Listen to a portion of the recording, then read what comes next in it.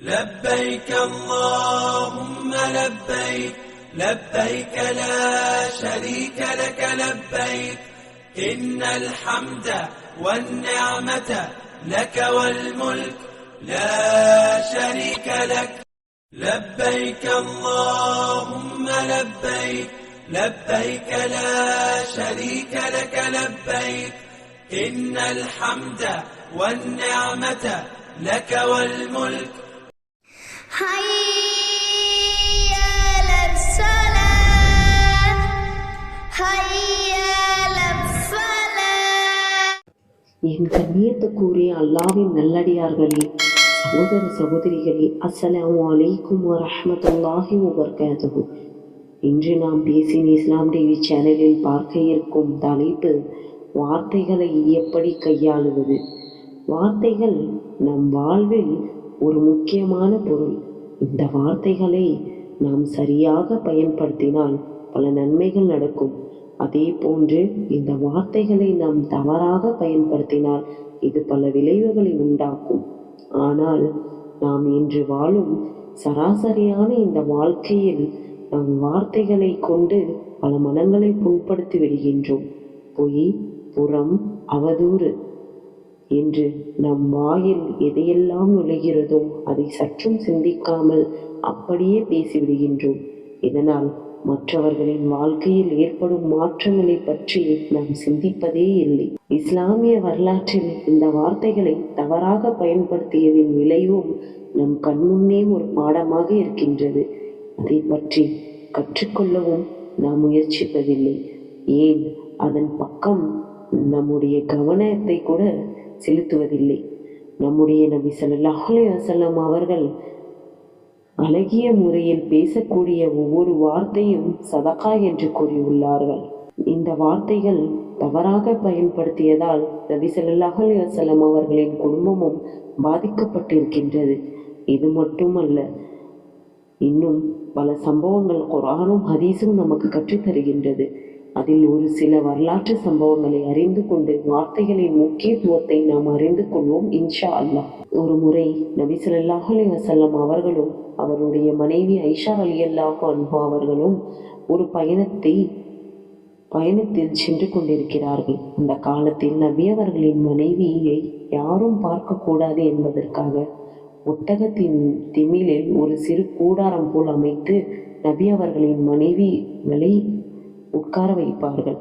அதில் அமர்ந்து ஐஷா அலி அவர்கள் பயணம் மேற்கொண்டார்கள். அப்பொழுது ஓரிடத்தில் ஓய்வு எடுப்பதற்காக ஒட்டகம் நிறுத்தப்படுகின்றது. ஐஷா அலி அவர்கள் சுய தேவையின் அவசியம் கருதி நபி அவர்களிடத்தில் சொல்லாமல் சென்று விடுகிறார்கள்.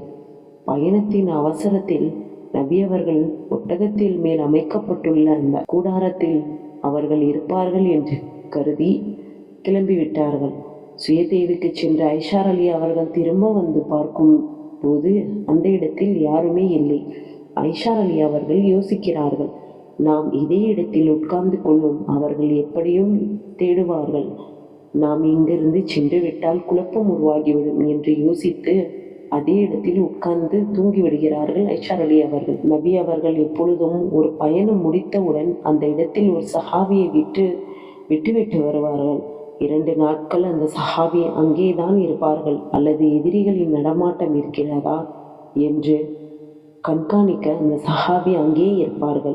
ஐஷா அலியை அந்த சஹாபி கண்டவுடன் ஒரே ஒரு வார்த்தை தான் சுப்ஹான் அல்லாஹ் என்று சொல்லி ஐஷா அலி அவர்களை தன் ஒட்டகத்தின் மீது அமர வைத்து அவர் ஒட்டகத்தின் முன் நடந்து செல்கிறார். வேறு எந்த ஒரு வார்த்தையும் பேசவில்லை.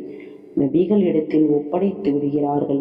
யாருக்கும் எந்த சந்தேகமும் இல்லை, யார் மனதிலும் தவறான எண்ணமும் இல்லை. ஆனால் அங்கே இருந்த 2 முனாஃபிக்குகள் அந்த சஹாபியையும் ஐஷா ரலியல்லாஹு அன்ஹா அவர்களையும் வைத்து சந்தேகப்படும்படியாக தவறான வார்த்தைகளை பேசிவிடுகிறார்கள்.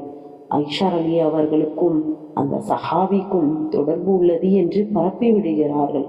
40 நாட்கள் வகை நிறுத்தப்படுகின்றது. நபி ஸல்லல்லாஹு அலைஹி வஸல்லம் அவர்களுக்கு என்ன செய்வது என்றே தெரியவில்லை. எதிரிகள் பேசியதையும் தவிர தன் கூடவே இருக்கும் சஹாபிகளும் தவறான எண்ணத்துடன் பேசிவிடுகின்றார்கள். ஒரு கட்டத்தில் நபி அவர்கள் ஐஷா அலி அவர்களுடைய வீட்டிற்கு சென்று, ஐஷாவே, ஏதேனும் தவறு செய்திருந்தால் அல்லாவிடம் மன்னிப்பு கேட்டு விடுங்கள். இதை சற்றும் எதிர்பார்க்காத ஐஷா அலி அவர்கள் அவர்களுடைய தந்தையிடம், உங்கள் மருமகனார் ஏதோ கேட்கிறார்கள், நீங்கள் பதில் சொல்லுங்கள் என்று அழுகிறார்கள். அதற்கு அபூபக்கர் சித்திக் அலி அவர்களும் அழுகிறார்கள். ஐஷா அலி அவர்கள், நீங்கள் எல்லோரும் ஒன்று என்னிடம் எதிர்பார்க்கிறீர்கள். நான் தவறு செய்தேன் என்று சொன்னால் நீங்கள் திருப்தி அடைவீர்கள். நான் தவறு செய்யவில்லை என்று சொன்னால் நீங்கள் எப்படி நம்ப போகிறீர்கள் என்று கூறியபடி, என்னுடைய ரகசியத்தையும் வெளிப்படையையும் அறிந்தவன் என்னுடைய இறைவன் சுத்தப்படுத்துவான் என்னை என்று கூறிவிடுகிறார். இந்த சம்பவத்திற்கு பின்னால் ஐஷா அலி அவர்களின் மீது தவறில்லை என்று அல்லாவே தன் திருமறை குர்ஆனில் அத்தியாயம் 9 தொடர்ச்சியாக 10 வசனங்களை இறக்குகின்றார். யார் யார் பொய் பரப்பினார்களோ அவர்களுக்கு உலகத்திலேயே 80 கசையடிகளை கொடுக்கப்பட்டது. இதுதான் ஒரு வார்த்தை தவறாக பேசியதின் விளைவு. நபி அவர்களின் வாழ்க்கையில் இவ்வளவு பெரிய குழப்பம் ஏற்பட்டது.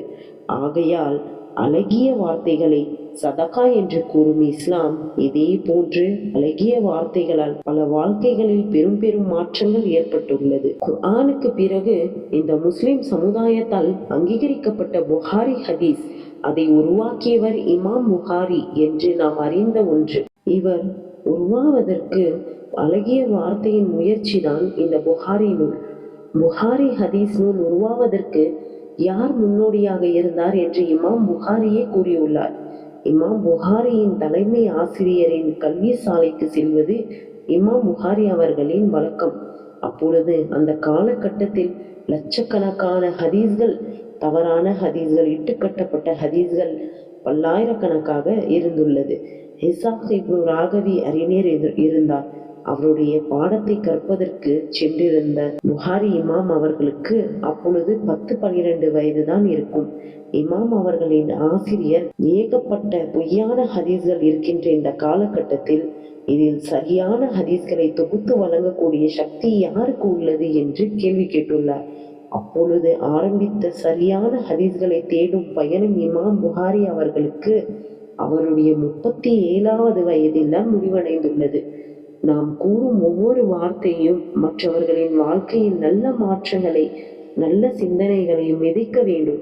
இன்ஷா அல்லாஹ் இன்று முதல் நல்ல வார்த்தைகளை பேசி மற்றவர்களின் வாழ்க்கையில் மாற்றத்தை ஏற்படுத்துவோம். தவறாக பேசி பிறர் மனதை புண்படுத்தியிருந்தால் அல்லாவிடம் மன்னிப்பு கேட்போம்.